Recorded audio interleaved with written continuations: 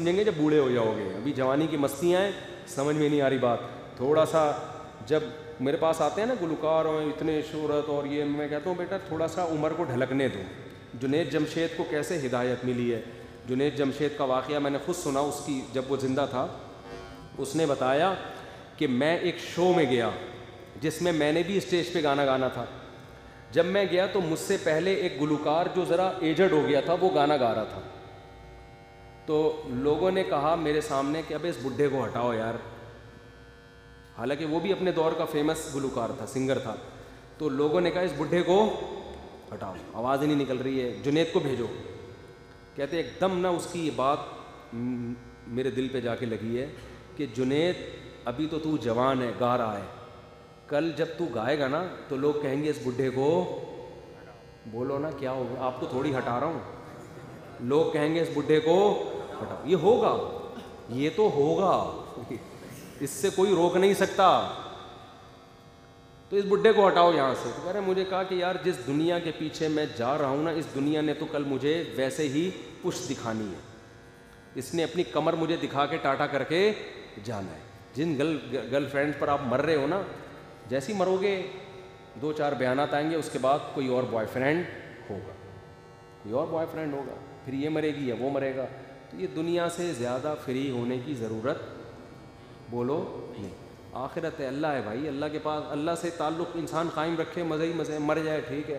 میں لوگوں سے کہتا ہوں بھائی اگر مجھے یقین ہے نا کہ ابھی میں مر گیا تو اللہ مجھ سے خوش ہے, میری کسی خطا پہ عذاب نہیں ہوگا, معاف کر دے گا اللہ تعالیٰ, تو میں سمجھتا ہوں میرے لیے اس سے اچھا موت کا وقت نہیں ہے. میں فوراً کہوں گا اللہ ابھی مار دے مجھے, ہمیں پتہ نہیں ہے, پتہ نہیں آگے جا کے ہوگا کیا. اس لیے ہم اللہ سے مہلت مانگتے ہیں کہ اللہ ہمیں سدھرنے کا ٹائم دے دے, ہم صحیح ہو جائیں. تو ہم تو اللہ سے زندگی مانگتے ہیں اس لیے تاکہ ہمارے اعمال اچھے ہو جائیں, اور ہم پریشان ہو رہے ہیں جو لوگ مذہب کو نہیں مانتے, وہ زندگی برائے زندگی تاکہ ہم مزید عیاشی کر سکیں. تو بھائی کب تک کرو گے عیاشی, ایک دن آئے گا یہ تمہیں قبر میں اتارے گی یہ. اور ہندوؤں کے یہاں تو جلایا جاتا ہے, وہ تو اور بھیانک والا منظر ہوتا ہے. بڑے بڑے اداکار جو ناچا کرتے تھے ایسے ہینڈسم, آگ میں آپ ان کو اپنے ہاتھوں سے جلا, وہ تو اور زیادہ عبرت ہونی چاہیے. تو ایسے عبرت کے واقعات سے ہمیں عبرت حاصل کرنی چاہیے, اور ہمیں بھی, اور شوبز کی دنیا سے جو لوگ وابستہ ہیں ان کو تو اور زیادہ عبرت ہونی چاہیے کہ ابھی بھی وقت ہے بھائی, اللہ نے مہلت دی ہے, آج آ جاؤ.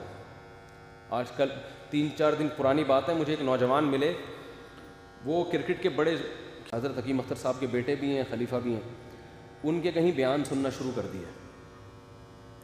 اچھا اسٹائلش بال رکھے ہوئے تھے, داڑھی واڑی تو تھی نہیں, نماز روزے کا پتہ نہیں تھا, بس قومی ٹیم میں جانے کا کہ میں بڑا وہ بنوں گا کھلاڑی. کسی کو ایکٹر بننے کا ہوتا ہے, کسی کو کھلاڑی بننے کا ہوتا ہے.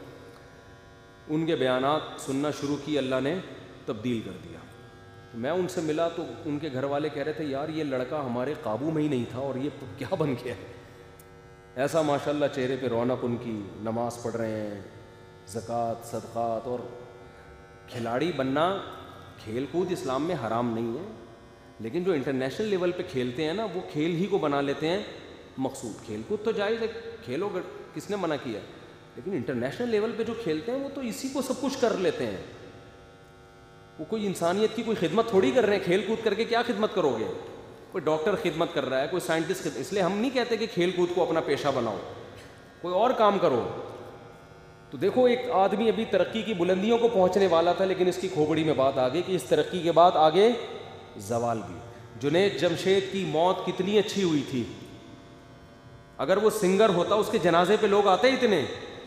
گلوکار, آپ جن لوگوں کی فلمیں شوق سے دیکھتے ہو نا, جن کے ڈانس شوق سے دیکھتے ہو, مرنے کے بعد آپ بھی نہیں پوچھ رہے ہوتے ان کو. میں نے تو دیکھا ہے لوگوں کو جو بڑے بڑے ایکٹروں پہ مر رہے ہیں, بڑے بڑے سنگروں پہ مر رہے ہیں, تو بھائی جانا اب ان کے جنازے میں چلا, کہہ رہا ہے بھائی چھوڑو, اس نے کون سا آخرت کے لیے کیا تھا, مزے کے لیے کیا تھا, تو ہو گئی, شہرت مل گئی, بس ختم.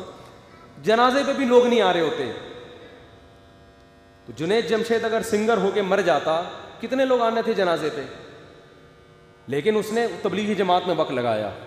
اپنی سیکنڈ وائف, اب جب سیکنڈ وائف کا فلسفہ بھی, جنید جمشید کو پتا تھا کہ جب میں سنگر تھا میں نے 20 گرل فرینڈ رکھی ہوئی تھی, جو اسلام میں الاؤ بولو نہیں, ایک کا بھی گھر نہیں بسایا ہوا تھا.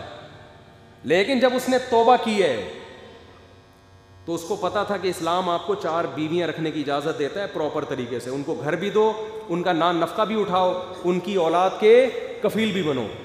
اور رپورٹ یہ ہے کہ جنید جمشید کی 4 بیویاں تھیں, وہ انتقال کے بعد مختلف سامنے آتی رہیں. بہت سے لوگ پکڑے جاتے ہیں مرنے کے بعد, ٹھیک ہے. تو 4 کو رکھا ہوا تھا بڑی تمیز سے, عزت احترام کے ساتھ. تو بیوی کو انسان, اچھا اسی وائف کے سیکنڈ وائف کے ساتھ وہ تبلیغ جماعت میں چترال کی طرف گئے ہوئے تھے اللہ کے راستے میں. تو اللہ کے راستے میں جہاز گر گیا. قیامت کے دن کتنے فخر سے کہہ سکتے ہیں کہ اللہ میری کسی گرل فرینڈ کی باہوں میں موت نہیں آئی, میرے مرنے کے بعد میری کسی گرل فرینڈ کا تعزیتی بیان نہیں آیا کہ آج میں ایک اچھے بوائے فرینڈ سے محروم ہو گئی ہوں. بیویوں کا بیان آیا کہ اچھے شوہر سے محروم ہو گئی, اور اللہ کے راستے میں موت واقع ہوئی ہے.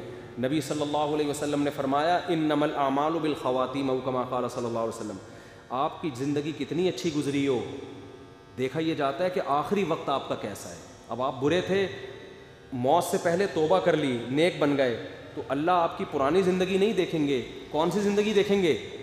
آخری. اگر آپ برے تھے, اگر آپ اچھے تھے اور آخر میں برے ہو گئے تو اللہ آپ کی پرانی اچھائیاں نہیں دیکھیں گے, موت سے پہلے آپ کون سی لائف گزار رہے تھے.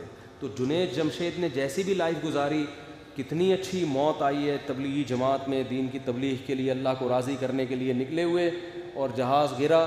مرنا تو بھائی سب نے, کوئی جہاز گر کے مرے گا, کوئی فالج سے مرے گا, کوئی کسی طرح سے مرے گا, لیکن دنیا یاد کر رہی ہے جنازے میں کتنے لوگ تھے, پاؤں رکھنے کی جگہ نہیں تھی جنازے میں. بزبان حال جنازہ کہہ رہا تھا کہ عاشق کا جنازہ ہے ذرا دھوم سے نکلے. اللہ کے عاشق کا جنازہ دھوم سے نکلنا چاہیے. تو میں شوبز کی دنیا سے وابستہ لوگوں سے کہہ رہا ہوں, دیکھو گناہ ہر ایک سے ہو سکتا ہے, سب سے ہو سکتا ہے, ہم بھی کوئی دودھ کے دھلے ہوئے نہیں ہیں. اور جب میں یہ باتیں بتا رہا ہوتا ہوں تو یہ مطلب نہیں ہوتا کہ میں کسی فنکار سے اچھا ہوں اور یہ شوبز کی دنیا سے لوگوں کو میں اپنے سے برا سمجھتا ہوں. ہمیں کیا پتہ ہمارا انجام کیسا ہو, آخرت میں ہم کہاں ہوں.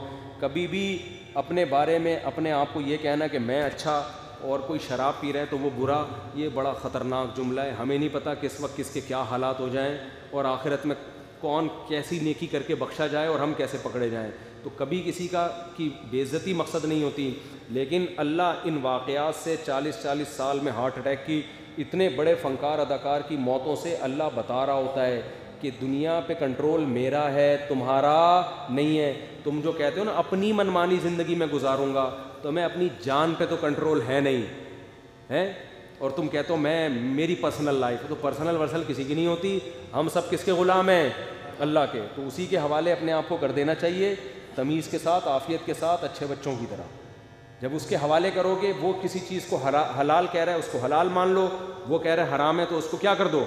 حرام مان. تو وہ اس شوبز کی دنیا میں جو بے حیائی ہو رہی ہے اللہ اس کو پسند نہیں کرتا. ان اللہ لا یامر بالفحشاء, قرآن کہہ رہے اللہ کبھی بے حیائی کا حکم نہیں دیتا.